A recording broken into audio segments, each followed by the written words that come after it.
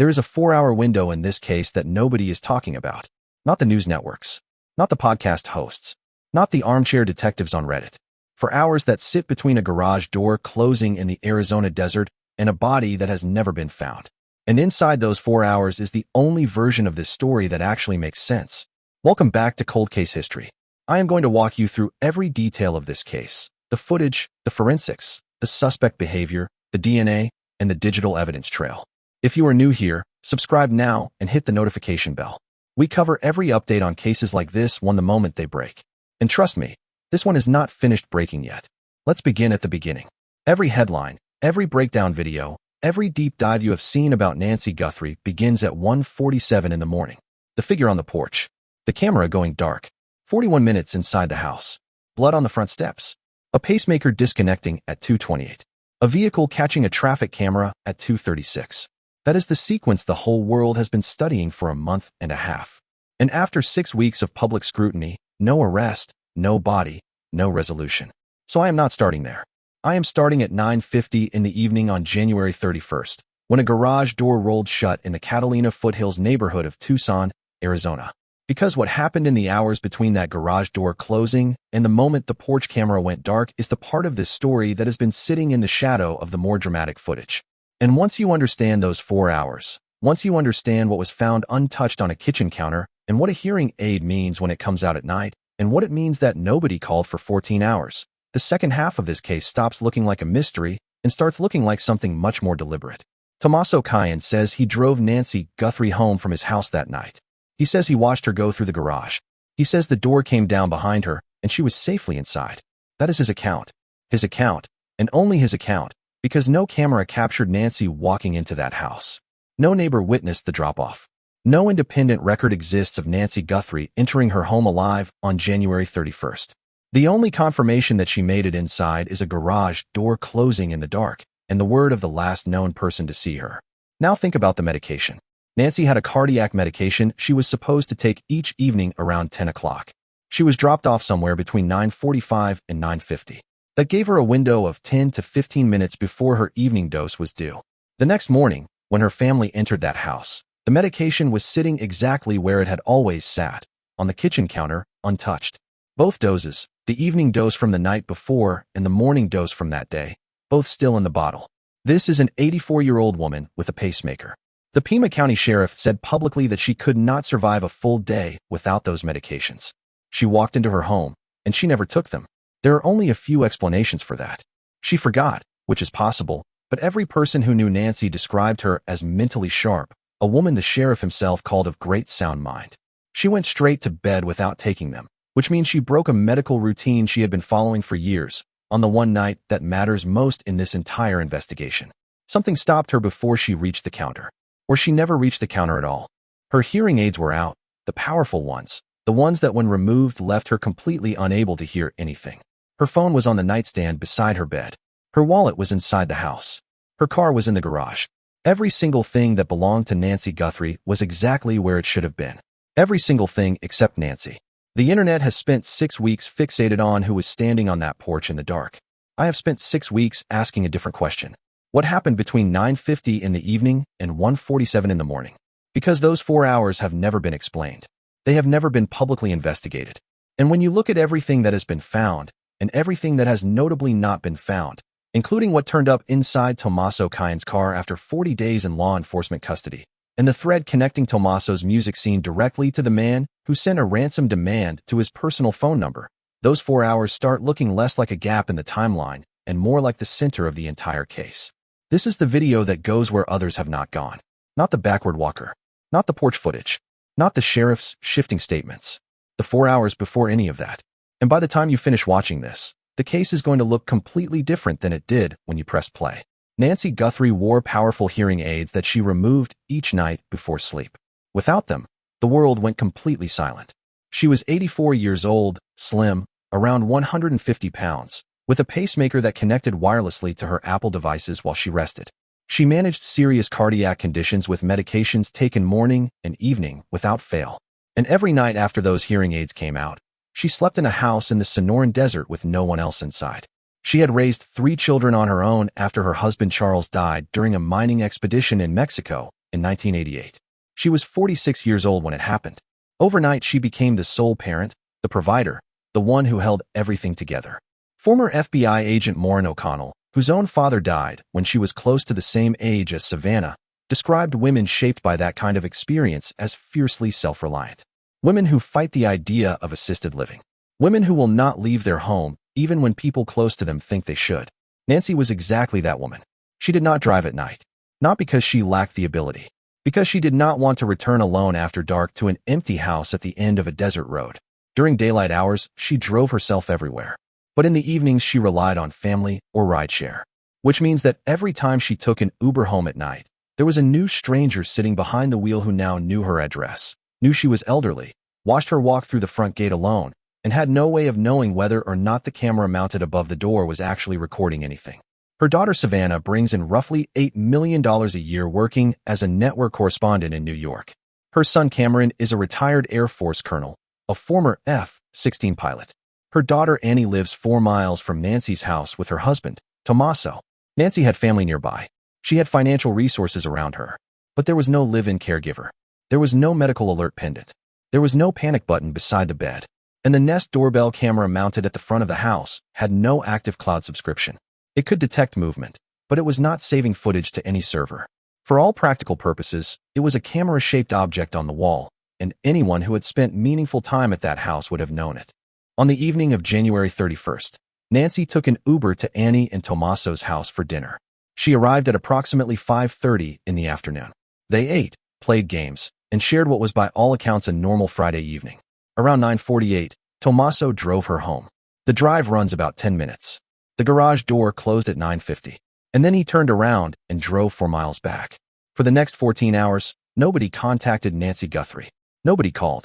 Nobody texted. Nobody drove those 4 miles to check on an 84-year-old woman who was about to remove her hearing aids and go completely deaf in a house where the security camera collected nothing.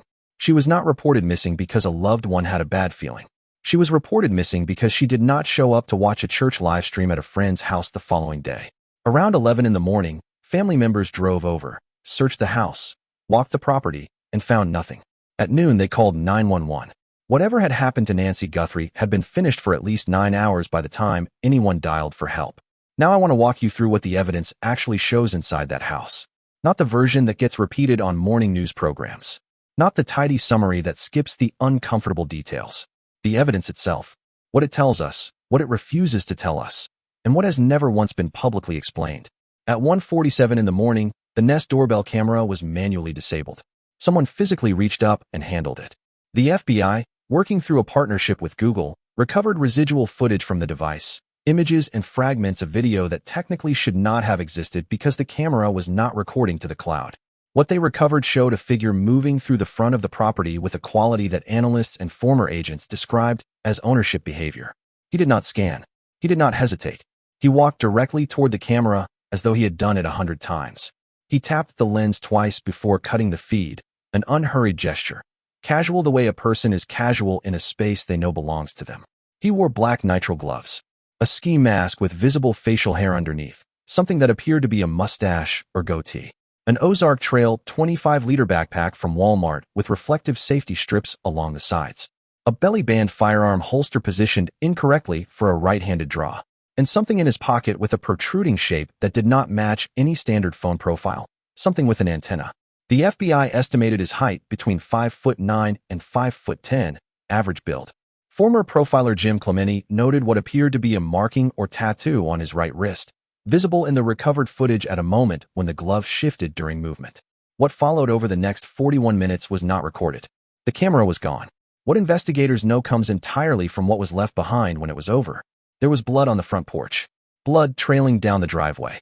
The droplets were circular and intact, their spherical shape preserved. Former FBI agent O'Connell assessed this pattern as consistent with blood falling vertically from a stationary height, not dripping from someone walking, not smeared by feet moving through it. No void patterns, no drag marks, no footprints cutting through the drops. Her read was that Nancy was wrapped in something and carried out through the front door, past the wrought iron gate, and loaded into a vehicle. 150 pounds. One person could manage it, but it would not be simple, and it would not be fast. The medication remained on the kitchen counter. The phone stayed on the nightstand. The wallet was in the house. Nothing was taken, nothing ransacked, nothing stolen. Only Nancy was gone. At 2:28 in the morning, Nancy's pacemaker lost its Bluetooth connection to the phone on the nightstand. That wireless signal dropping is the final electronic trace Nancy Guthrie left in this world. 41 minutes from camera disabled to pacemaker disconnect. 41 minutes of someone moving through the inside of that house. Someone who was not rushing, who was not stumbling in the dark, who moved the way a person moves through familiar space in the middle of the night when they know where every piece of furniture sits and which floorboards make noise. But the crime that happened on February 1st did not begin on February 1st. 9 days earlier, on January 23rd, a video appeared on the Ring Neighbors app. A man walking backward up the driveway of a home in the Catalina foothills, 6.5 miles from Nancy's house. Not stumbling, not disoriented, walking backward with controlled, deliberate steps, back flat toward the camera, chin tucked down. What he was exploiting is a specific technical limitation in consumer-grade motion cameras. These devices do not record continuously. They rely on passive infrared sensors that detect body heat and movement, and when something triggers that sensor, the system has to wake up, the lens has to adjust, and the connection to the server has to complete a handshake. That process takes 1 to 2 seconds. Walk forward, and the camera captures your face during that activation window. Walk backward, and by the time the lens is fully live, all it sees is the back of a hoodie already moving away. This man was not being quirky. He was neutralizing a specific surveillance vulnerability using nothing but the orientation of his body. That is not something you figure out in the moment. That is something you research. The house he chose was in the same isolated desert neighborhood type. Long driveways, dark sky ordinances that limit street lighting, deep shadow, 6.5 miles from Nancy's front door, far enough to avoid a direct connection if something went wrong, close enough to replicate the exact terrain and camera environment of his actual target. He was running a dry run. When a dog barked nearby, he ran. But he kept his back to the camera the entire time. He suppressed the instinct to spin toward the sound. He was willing to fall before he would give that lens one frame of his face. That kind of discipline is the product of rehearsal. You do not maintain that response under stress unless you have played that scenario through in your mind enough times that the practiced behavior overrides the biological one. The backpack he wore was visually identical to the one seen on the figure at Nancy's home 9 days later. The same Ozark Trail 25-liter pack, same reflective strips. Now compare the two appearances. On January 23rd, the body language is tightly wound. Paranoid. Hyper-aware of every angle. On February 1st, the same figure walks forward onto Nancy's porch, calm, and taps the camera twice like he is checking a light switch. Because 9 days earlier, the police did not knock on his door. He learned that the cameras could not identify him. By February 1st, he was not testing anymore. The sheriff identified January 11th as a separate date of interest, 3 weeks before the abduction, and requested neighborhood footage covering a specific nighttime window. He never publicly explained why. 3 dates spanning 3 weeks. January 11th, January 23rd, February 1st. Observation, rehearsal, execution. For major broadcast networks, ABC, CBS, NBC, and CNN, each independently confirmed through law enforcement sources that the suspect had visited Nancy's actual property on more than one occasion before the night she was taken. In one FBI image, he has no backpack. In the footage, he does. Same clothing configuration, different equipment load. 2 separate visits confirmed through independent sourcing. The Pima County Sheriff's Department called those reports speculative. For independent networks, all with direct law enforcement sources, and the sheriff standing alone on the other side of that statement. Now the neighbors' cameras, because this is where the operational sophistication of this case becomes impossible to explain away. On March 6th, FBI agents canvassed Nancy's neighborhood, knocking on doors and asking whether anyone had experienced internet disruptions on the night of February 1st. Multiple residents said yes. One neighbor, close enough that Nancy's property is visible from their yard, discovered that his Ring camera history was missing for that night. But not all of his cameras. Only the ones with sight lines toward Nancy's house. The cameras on the opposite side of his property, running off the same router, the same network, the same power source, all recorded normally. That is not a power outage. That is not a neighborhood internet problem. That is a targeted electronic disruption aimed at specific devices in a specific direction. Most people picture a Wi-Fi jammer as something blunt that kills every connected device in range simultaneously. But Nancy's Nest camera still captured footage before it was physically disabled. Her pacemaker maintained its Bluetooth connection until 2:28. A blunt jammer would have knocked both of those offline immediately. Retired FBI agent Jennifer Coffindaffer confirmed that whatever caused the neighbor's disruption was not a broadband jammer. There is a third category of device, a deauthentication tool. It transmits commands within the existing Wi-Fi protocol that instruct specific devices to disconnect from their network. It is directional, surgical, able to target cameras facing one direction while leaving cameras 10 feet away on the other side of the same house completely untouched. It costs under $30. It fits in a jacket pocket, and it explains precisely what those neighbors described. The same neighbor said his dog woke him up in the middle of that night, completely out of character, went outside, and stood staring toward Nancy's property with its ears up. Eric Maldonado, a retired Pima County deputy with 29 years of experience in these exact neighborhoods, said dogs perceive frequencies people simply cannot. That dog responded to something real at the exact moment those cameras went blind. Behind Nancy's house is open desert. If the suspect approached from the rear instead of the street, where a parked vehicle would eventually draw attention, he would have passed close enough to those neighboring cameras to knock them offline with a device in his pocket as he moved through. Drone footage captured by Fox News later showed smashed floodlights at the rear of Nancy's property. The front camera disabled by hand. The rear lighting destroyed. Two separate points of entry preparation. Two people doing those things simultaneously makes the timeline considerably cleaner than one person doing both. Retired Las Vegas Lieutenant Randy Sutton assessed the coordination as a potential indicator that more than one suspect was involved in the operation. 8 minutes after the pacemaker disconnected, a camera 2.5 miles away on Camino Real captured a vehicle moving through at 2:36 in the morning. NBC correspondent Liz Krotz drove the route between Nancy's house and that camera. 6 minutes. The pacemaker signal dropped at 2:28. 6 minutes of driving. The vehicle appears at 2:36. That leaves a 2-minute gap. The kind of pause you make when you roll to the end of a quiet street to check your mirrors before turning onto a back road that leads out of the foothills. The sheriff confirmed publicly that the timing aligns. The camera belonged to a couple who live outside the formal search perimeter. Law enforcement never came to them. They brought the footage in themselves. That is the crime. Now let me show you the network surrounding it, because this case does not exist in isolation. It exists inside a web of relationships, documented connections, and overlapping circles that all trace back to the same household. Tomaso Chion has been embedded in Tucson's independent music scene for nearly 2 decades. His band, Early Black, plays post-punk and shoegaze at local venues throughout the city. In 2007, he connected with a drummer named Dominic through a classified ad. They have been playing together ever since. Their debut album was titled Life, Love, Love, Murder. They performed at venues across Tucson, including a bar in the alternative district called the Flycatcher. In February of this year, a man named Derek Calla was arrested.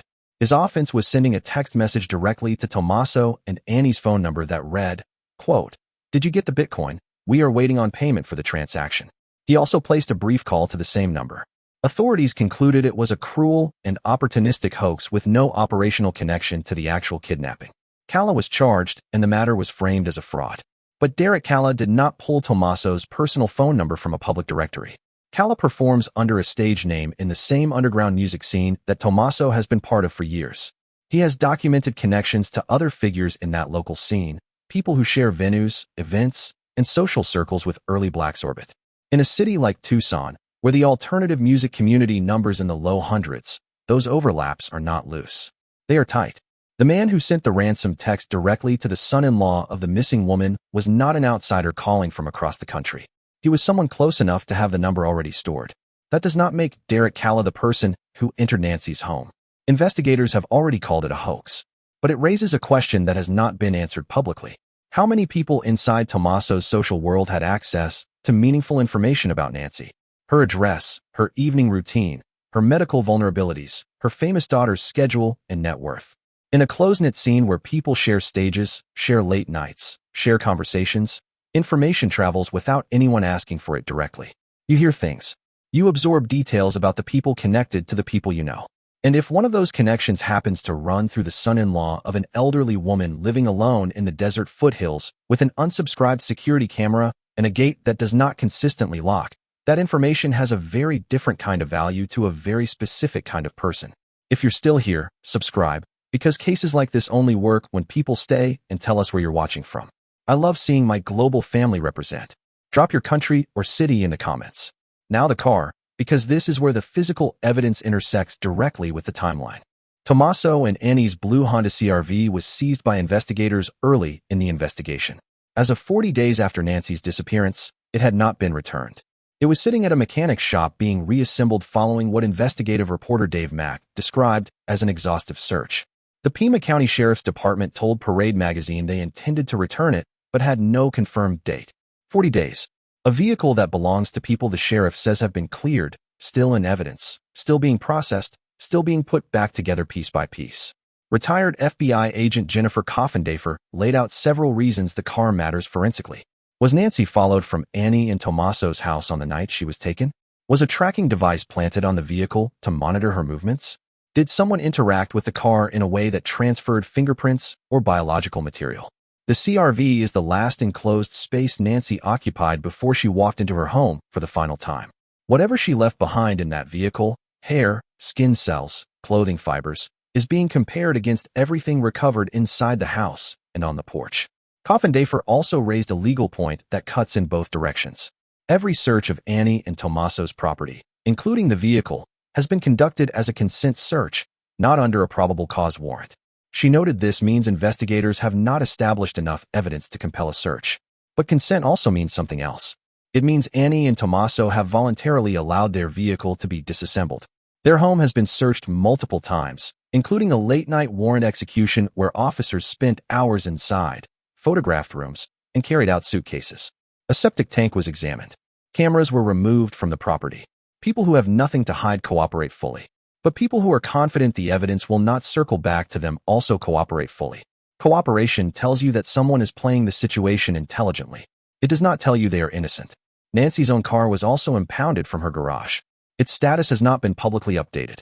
Now the desert, because something was recovered out there. Independent volunteer searchers working the terrain around Tucson reportedly found clothing during their search for Nancy. Size 12 women's pants and a black jacket recovered in the desert. Photographs shared on social media. Authorities have not publicly confirmed any connection to the case. I am presenting this as a development rather than confirmed evidence, because that distinction matters. But in a case where an elderly woman was carried out of her home in the night and has not been seen since, clothing found within the search radius in the surrounding desert does not get set aside without examination.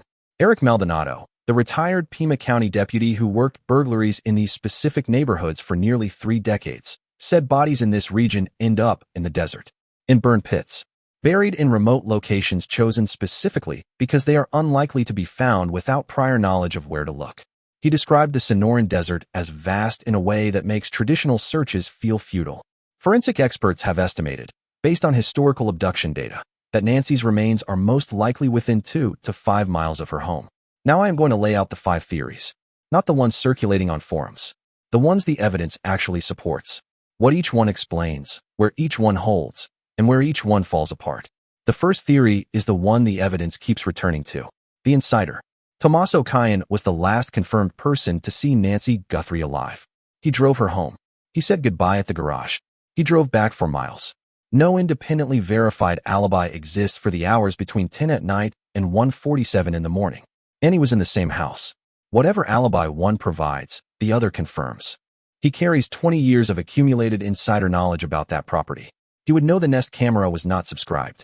He would have seen Nancy interact with it hundreds of times without the recording indicator ever being active. He would know she removed her hearing aids each night and went completely deaf. He would know the evening medication was due within minutes of her walking through the door. He would know the layout of every room from 20 years of Friday dinners. He would know she would not be checked on until the next day. He teaches advanced placement biology at the college preparatory level. His curriculum covers genetics, molecular biology, and forensic science concepts, including the laboratory techniques used to process crime scene DNA. He works with nitrile gloves routinely. He understands how biological transfer works, how DNA degrades, and how collection occurs at crime scenes. He would know that nitrile gloves develop microtears under physical exertion and that sweat accumulates inside them within minutes. A biology teacher who understands forensics would not leave gloves at the scene. Now consider the equipment the suspect wore. The Ozark Trail backpack is a Walmart-exclusive product with a unique SKU number. That number has purchase records. If anyone bought that specific pack using a payment card, or if anyone's phone was inside a Walmart store in the Tucson area during January, that transaction lives in a database right now. The gear is not just a disguise. It is a receipt. and the FBI has had 6 weeks to pull it. The timing of Nancy's disappearance was not random. She was taken on the exact weekend Savannah was scheduled to travel internationally for NBC's Winter Olympics coverage. Olympic broadcast assignments are finalized months ahead of the event. If someone wanted to target Nancy during a window when her most publicly prominent and resourceful family member would be on the other side of the planet, occupied and difficult to reach, they would choose that weekend. A stranger cannot know Savannah's assignment calendar. Someone at the family dinner table can. 8 months before the abduction, in May of 2025, Tommaso signed a durable power of attorney assigning Annie control over his financial and property affairs. Former NewsNation journalist Ashley Banfield reported that a law enforcement source with direct case knowledge told her Tommaso could be considered the prime suspect. The sheriff denied it publicly, but the FBI has returned to Tommaso and Annie's home more than 5 times. They have removed items in brown paper bags. They have searched the septic tank. They have had the car in custody for over a month. For the bulk of the investigation, while every other family member appeared publicly to speak, Tommaso said nothing. Then on March 2nd, he appeared at the memorial. The internet noticed that when standing directly beside Savannah, who is 5'10", he was not visibly taller than her. He was beside her. His exact height has never been officially confirmed. The detail many assumed would clear him may not. The second theory extends from the first.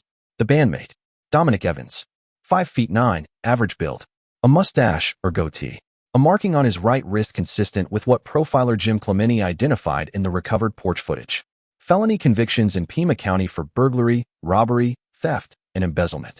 19 years in a band with Tommaso, a relationship built from a classified ad and thousands of hours of shared rehearsal, recording, and performance. If Tommaso is the architect, the person who provides the blueprint, who holds the operational intelligence, who never approaches the scene, then Evans is the profile that fits the operative. The person with the documented criminal experience to enter a home under pressure and manage a confrontation with an elderly woman. The FBI's physical description matches him. His criminal record establishes capability. 19 years of shared history with Tommaso establishes the trust necessary for this kind of arrangement. The architect-operative structure works like this. One person provides intelligence, the layout, the cameras, the routine, the vulnerabilities. That person stays home and produces an alibi simply by not being anywhere suspicious.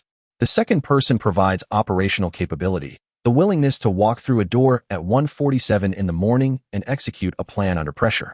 He acts on a briefing he received days or weeks before. He walks into that house armed with knowledge no stranger could have gathered independently. Which cameras record and which do not. Which gate was left accessible. Which rooms contain what. Which medications sit on which surface. Which floors creak. 2 people transforms the operational burden. One handles Nancy. One manages the environment. One carries her out. One monitors the street. The 41 minutes that would be dangerous and rushed for a single person becomes methodical for 2. Evans told the New York Times he met Nancy once in 2011. He said investigators interviewed him for 40 minutes and never contacted him again. The sheriff's public statements cleared the family. Evans is not family. He is a bandmate the sheriff never addressed directly. O'Connell noted that the figure on the porch showed no visible stress indicators, no hesitation, no micro-expressions of anxiety. She said he looked like someone who had taken something to calm their nerves. If the man on that porch was executing someone else's plan rather than his own, that calm makes complete sense. The anxiety of planning, the weight of the decision, belonged to the person 4 miles away. All he had to do was follow a map he had already been handed. The third theory focuses on the person who connects the architect to the target. Annie Guthrie, Nancy's eldest daughter, was at the dinner on January 31st. There are conflicting accounts from multiple sources about whether it was Annie or Tommaso who actually drove Nancy home that night. The sheriff confirmed Tommaso, but other accounts differ. She shares the same house with Tommaso and provides his alibi for the hours in question. Her car has been in police custody for 40 days, being fully disassembled. Her home has been searched multiple times, including a nighttime execution where officers spent hours inside, removed bags and suitcases, photographed rooms, and examined the septic tank. Cameras were taken off her property. Annie is the bridge. Every piece of insider knowledge Tommaso has about Nancy's life, the security camera, the medication schedule, the hearing aids, the gate, the routine, the fact that nobody would come looking until the following afternoon, came directly through Annie's decades-long relationship with her mother. Annie knew that house. She knew that after 10 o'clock her mother heard nothing. And she knew that whatever happened on the night of January 31st, no one would drive 4 miles to check until well past noon the next day. She signed the durable power of attorney alongside Tommaso in May 2025. And in Savannah's 2024 memoir, she describes a childhood game she and Annie played with their cousin, a mock kidnapping involving being woken in the night, driven from Tucson to Phoenix, and calling their mother from a payphone. A template embedded in the family's own published history. Coffin Dafer also raised the possibility that Nancy was tracked from Annie's house on the way home, that a device was placed on the vehicle, that someone positioned themselves to be waiting at the destination because they knew precisely when Nancy would arrive and precisely how alone she would be when she got there. The fourth theory looks outward. Not family, but not a stranger either. Former FBI agents Jim Clementi and Maureen O'Connell said publicly that elder financial targeting must be considered. Clementi stated that anyone with even a peripheral relationship to Nancy should be investigated: pool cleaners, landscapers, maintenance workers, repair technicians, delivery drivers, rideshare drivers, anyone who had ever been inside that house and absorbed information about her circumstances. Forensic analyst Joseph Scott Morgan went further and said the cases he has worked involving targeted elder abuse follow a pattern. People who select elderly victims because they know there is money and they know the family name. In Tucson, learning that an elderly woman is the mother of a nationally recognized television journalist does not require extensive research. Nancy relied on Uber regularly for evening travel. Every ride represented a new stranger who learned her address, observed her entering a property alone after dark, and had no reason to know the camera on the door was not actually recording anything. But this theory has significant limits. The 41 minutes inside that house is not consistent with someone who visited professionally a handful of times.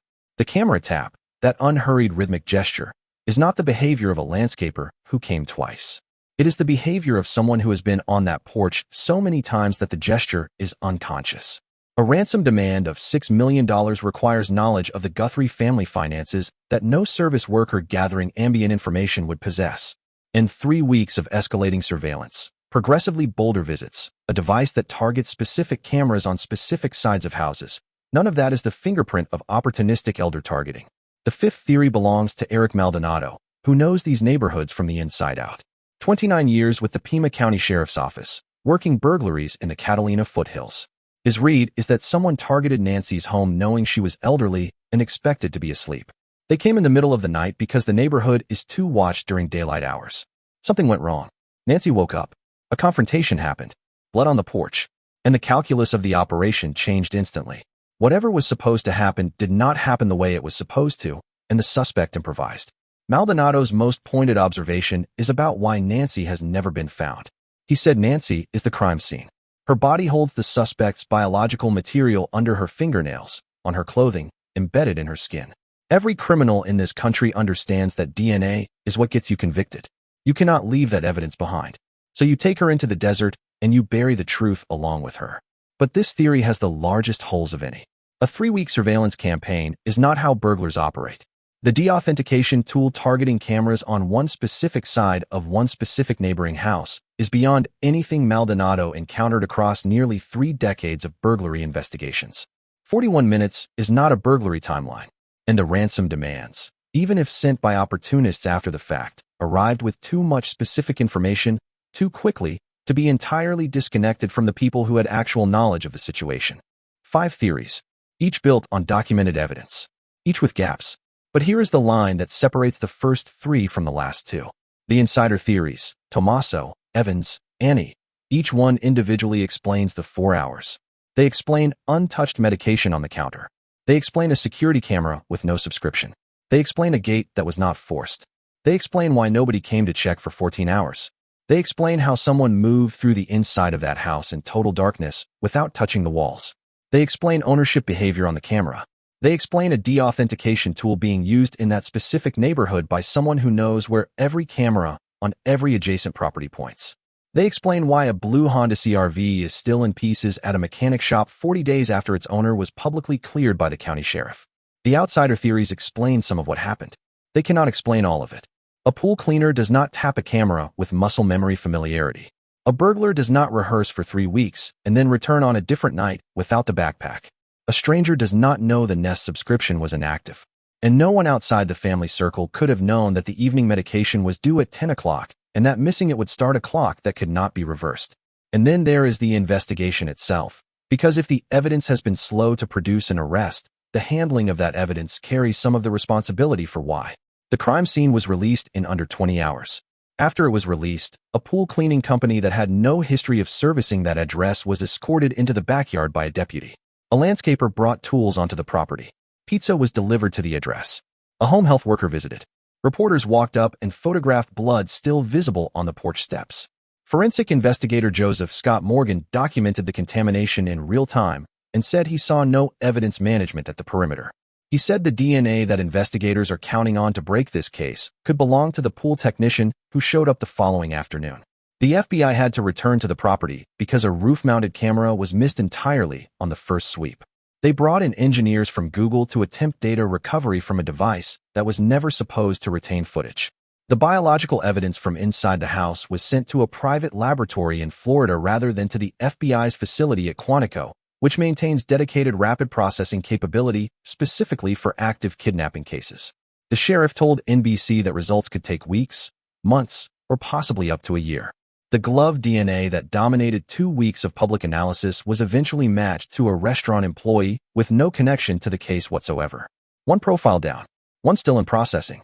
The sheriff has told the press that everyone remains a suspect.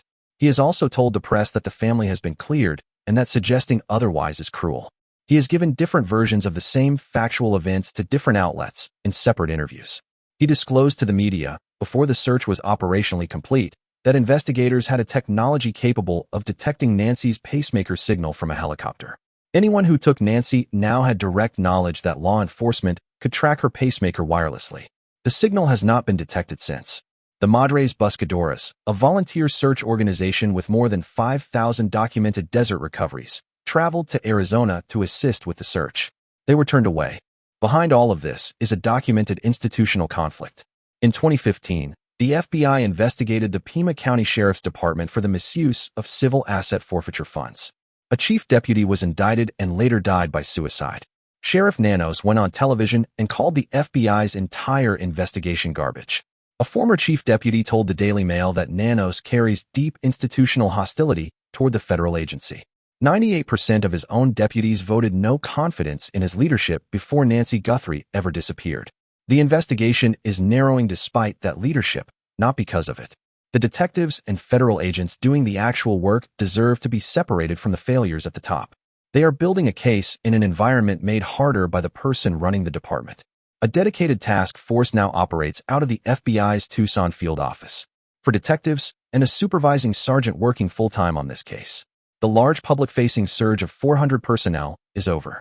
What remains is quiet, focused, and targeting specific threads. Genetic genealogy, the same methodology that identified the Golden State Killer after 40 years of dormancy and connected Brian Kohberger to the Idaho murders in weeks, does not require the suspect to already be in a criminal DNA database. It requires one biological relative who has ever submitted a sample to any public genealogy platform. One partial match, one family tree, one branch that leads to a name. 2 profiles recovered from the scene means 2 independent chances to run that process. The probability that whoever left their biology inside Nancy Guthrie's home has 0 family members in any database anywhere shrinks with every sample uploaded globally. The router logs from Nancy's home may contain probe requests, automatic wireless signals broadcast constantly by smartphones searching for familiar networks. If the suspect's phone was within range of Nancy's router on the night of February 1st, that router may have captured the name of the network the phone was looking for, a name that could identify where that person lives, who their internet provider is, or what their home network is labeled. That data is in FBI custody. Unlike DNA, router log analysis can be completed in hours. The electronic signal footprint from the camera disruptions is being reconstructed. Which cameras went offline, which ones did not, what time, what direction, what angle. That map places the deauthentication device at a specific physical location on a specific street at a specific moment. That location narrows the suspect's position to a few feet. Cell tower records have been captured covering multiple dates, February 1st, January 23rd, and potentially January 11th. The FBI is searching for the device that appears in range of those locations on more than one of those nights. If that device belongs to anyone connected to any one of the 5 theories in this video, the case closes. Experts have assessed with high confidence that Nancy did not survive beyond 72 hours after being taken. Without her cardiac medications, without her pacemaker being monitored, at 84 years old, in the middle of the night, taken from her bed. The family knows this. Savannah has said publicly that they have begun to accept the possibility that Nancy may already be gone, but that they need to know where she is. The $1 million reward for information leading to a resolution accepts anonymous tips for exactly one reason: to fracture whatever agreement is holding the people involved in this together. In a two-person operation, the first person who calls gets the cooperation deal. The second person carries the full weight of the prosecution. Both people know this. Both have to trust the other completely. And $1 million in cash makes that trust the most structurally vulnerable thing in the state of Arizona right now. The architect knows the operative can end his life with a single phone call. The operative knows the architect will deny everything and let him absorb the charges alone. Whatever bond held these two together, whether it was 19 years of shared stages, shared music, shared silence, it was built for rehearsals and recordings and the quiet loyalty of a music scene. It was not built for a night in February that produced blood on a porch, a pacemaker going silent, and a camera on a desert road catching a car in the dark. And the weight of what happened at 1:47 in the morning on February 1st is heavier than anything either of them has ever carried before. Someone in Tucson knows which of these 5 theories is the right one. A neighbor who saw something they have not yet reported. A friend who heard a comment that did not land right until later. A person inside Tommaso's circle who noticed something change in the weeks before February 1st. A conversation. A purchase. A shift in behavior. A question that should not have been asked. That person may be watching this right now. The 4 hours between 9:50 in the evening and 1:47 in the morning are where this case lives. The medication that was not taken. The hearing aids that came out. The camera that saved nothing. The garage door that closed with only one person watching. And 14 hours of silence before anyone thought to drive 4 miles and check. One of these 5 theories explains all of it.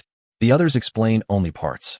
And the evidence sitting in laboratories, stored on servers, captured in router logs, and sealed inside a car that is still being reassembled 40 days after its owners were publicly cleared is not going anywhere. It is waiting. And whoever did this is running out of time to decide whether they speak first or whether the evidence speaks for them. If this video gave you something new to think about, something the mainstream coverage has not given you, then do something about it right now. Subscribe to Cold Case History, turn on every notification, and share this video with one person who is following this case. Every view matters because this channel exists to be here when the arrest happens, when the charges drop, when the truth finally surfaces, and you will want to have seen this video before that day comes. We will be back with every update the moment it breaks. Stay with us.